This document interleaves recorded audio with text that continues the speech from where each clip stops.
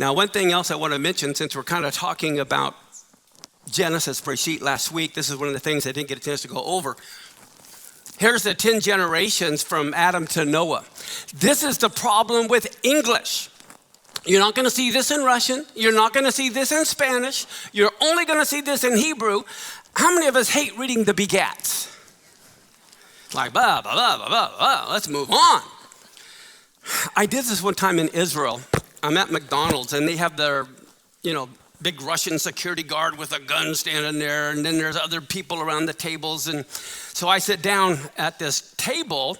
We're this big group, and there's this other man who sees us, and we'll have a good time. Hey, where are you guys from? So I jump over to his table. Oh, we're from the United States, and we're doing a tour. We love Israel. And I said, hey, could you help me with my Hebrew? You know Hebrew. And I said, I've got that. And I had these 10 names written down on a napkin. And I said, can you help me understand what these names mean in Hebrew? See, we don't even think. Adam, and so I'm writing it all down, and he's just agreeing with me. Adam in Hebrew means mankind.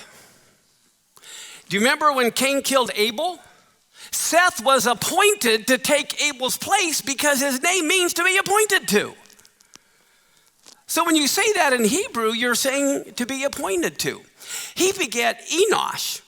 Enosh means feeble, frail, mortal. He begat Canaan. Canaan, this particular Canaan, not the land of Canaan, means a fixed dwelling place, like a house compared to a tent. So in English, we're saying Adam, Seth, Enosh, Canaan, but in Hebrew, you just said mankind is appointed to feeble, frail mortality, a fixed dwelling place. Well, then what?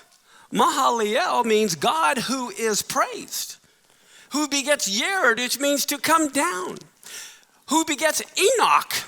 You ever hear the word Hanukkah? That's part of it. And Enoch means to train or instruct. Methuselah is a man who's been sent to die. Lamech means to be beaten and tortured. Noah means bringing comfort and rest. So when you read these 10 names in the genealogy, you have mankind as appointed to feeble, frail mortality, a fixed dwelling place, but God who was praised comes down to instruct. He was sent to die, being beaten and tortured, but it brought us comfort and rest.